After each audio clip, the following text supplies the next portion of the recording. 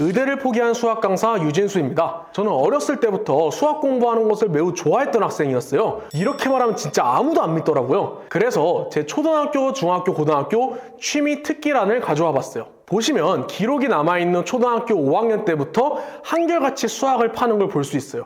진짜 미친놈이었죠. 이렇게 수학을 좋아하다 보니 의대도 포기하고 수학을 가르치고 있네요. 오늘은 제 수학 실력을 확실하게 늘릴 수 있었던 방법을 2가지 소개해 드리려고 해요. 잠깐! 아니 나는 지금 수학을 못하는데 어차피 못 따라 하는 방법이겠지 라고 생각하고 영상을 끄려는 친구들이 있을 거예요. 하지만 제가 지금 말하는 공부법은 지금까지 많은 학생들을 가르쳐 오면서 노베이스 학생들도 충분히 따라할 수 있게끔 발전시킨 방법입니다. 영상을 끝까지 보시면 절대 후회하지 않으실 거예요. 첫 번째로는 고민하는 시간을 여유가 되는 선에서 길게 가져가는 거예요. 저는 초등학교 3학년 때부터 KMC, 왕수학, 성균관대 등의 수학 경시 대회를 나갔었어요. 진짜 다른 이유 하나도 없이 이거 수학 잘하는 친구들이 보는 거라고 나도 봐야겠다 라는 생각 하나뿐이었어요. 그 중에서도 제일 어려웠던 KMC에서는 2시간에 30문제, 단답형 주관식이었는데요. 여기까지는 그동안 공부했던 내용으로 충분히 풀어낼 수 있었어요.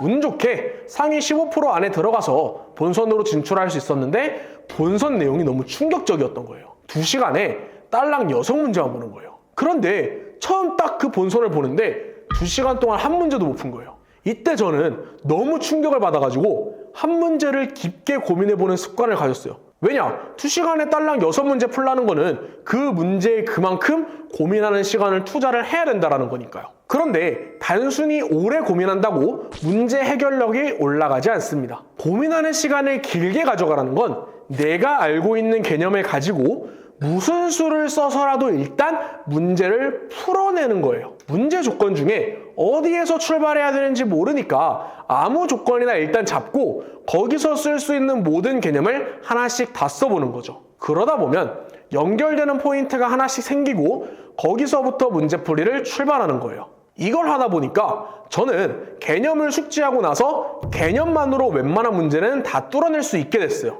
그래서 고등학교 때는 유형설을 풀지 않아도 웬만한 조건은 개념으로 바로 해석해낼 수 있었죠. 그 덕분에 바로 심화 문제집이랑 기출 문제집을 시작을 했었고요. 저는 실제로 선행 단계를 많아야 1년치만 했던 학생이었어요. 선행을 그렇게 많이 하지 않아도 충분히 1등급을 받을 수 있었던 이유가 이렇게 개념으로 문제를 바로 해석할 수가 있어서 유형서 단계를 건너뛰었기 때문이고요. 또한 현역 때 수능을 보고 난 후에 1년 반을 공부해서 손을 뗀 다음에 군대에서 다시 수능 준비할 때도 많은 도움이 되었어요. 개념만으로 웬만한 문제를 다 뚫어낼 수 있는 기본 피지컬을 가지고 있다 보니 까먹은 개념을 보충하고 문제풀이의 감을 찾기만 하면 계속 고정 1등급이 나왔거든요. 그렇게 저는 군수 1년 만에 고려대학교 수학교육과 수석 입학과 의대 정시 일반 전형 합격이라는 좋은 결과를 얻을 수 있었습니다. 하지만 이렇게 그대로 공부하는 것은 당장 성적을 내야 되는 고등학생들은 적절하지 않을 수 있어요. 시험 성적이 바로 잘 나올 수 있게끔 하는 공부법이 아니라 기본적인 체급을 올리는 공부법이라서요. 하지만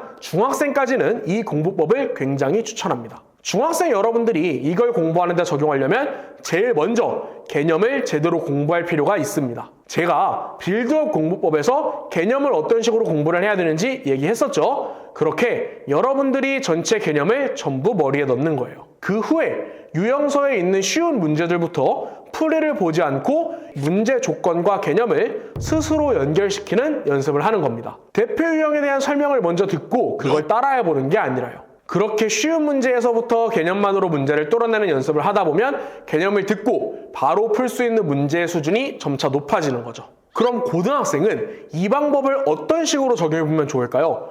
혼자 뚫어내는 것은 아니더라도 반드시 유형별 풀이법을 배울 때 개념에 기반하여 왜 이렇게 풀어야 되는지를 이유를 무조건 생각하면서 배워야 됩니다. 예를 들어볼까요? 이 문제에서 여러분들은 개념에 기반하여 2가지를 생각해내야 돼요. 첫 번째는 세 문자 A, B, C 사이에 관계식이 2개가 주어졌다는 거예요. 수상에서 배운 개념 중에 연립방정식에서 문자의 개수만큼 식이 주어지면 각 문자의 값을 구할 수 있고 문자의 개수보다 식이 하나 부족하면 모든 문자를 한 문자로 통일하여 표현할 수 있다는 개념이 있었죠. 이 개념을 이용하면 주어진 두 관계식 a-2b 플러스 c는 0이랑 3a 플러스 b-2c가 0이에요 를 연립하여 a, b, c를 한 문자로 통일해서 나타낼 수 있겠다 라는 생각을 하는 거죠. 그럼 한번 해볼게요. 두 번째 식에 곱하기 2를 해서 두 식을 더해주면 a-2b 플러스 c는 0, 6a 플러스 2b-4c는 0. 이렇게 두 식을 더했을 때 7a-3c는 0이다.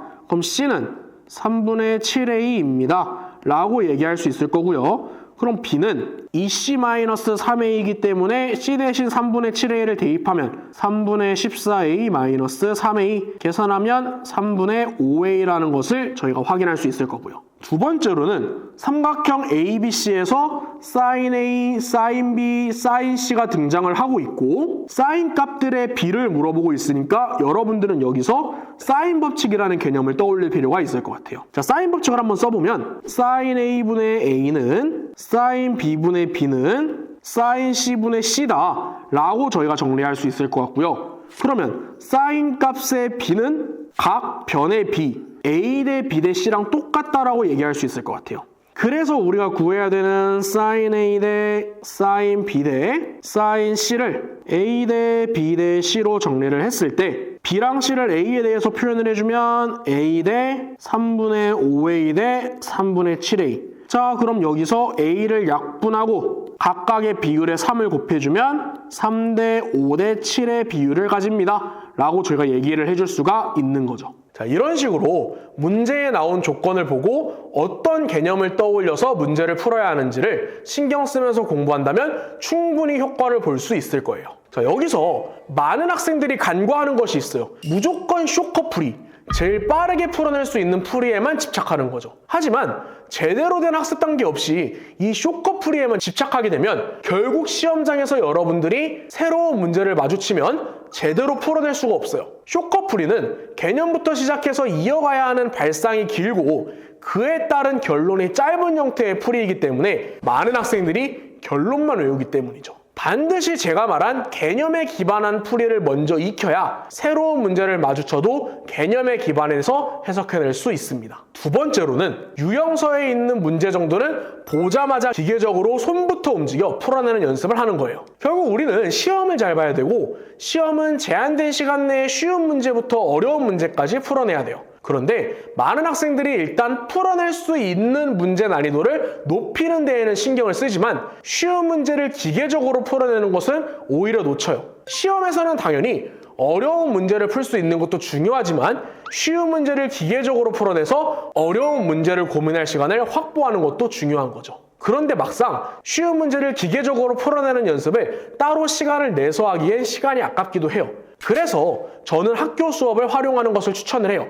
학교 수업에서는 교과서 또는 유형서 수준의 부교재를 사용하는 것이 일반적이에요. 심화서를 부교재로 선정하면 많은 학생들이 내용을 따라가기가 힘들거든요. 이때 선생님들이 수업하시는 동안 쓰는 교재를 수업 시간에 어디서부터 어디까지 풀겠다라는 목표를 잡고 수업 시간에 타임어택식으로 문제를 푸는 거예요. 그렇게 수업 시간에는 교과서나 유형서 수준의 문제를 기계적으로 푸는 것을 연습을 하고 자습 시간 때 심화 문제를 본격적으로 고민하는 식으로 공부하면 수학 공부에서의 밸런스를 잡을 수 있을 거예요. 제가 지금까지 어떻게 공부를 해왔는지 여러분들이 이 공부법을 어떻게 하면 적용할 수 있을지를 소개해봤습니다. 그럼 저는 다음에 더 좋은 영상으로 찾아뵙겠습니다. 감사합니다.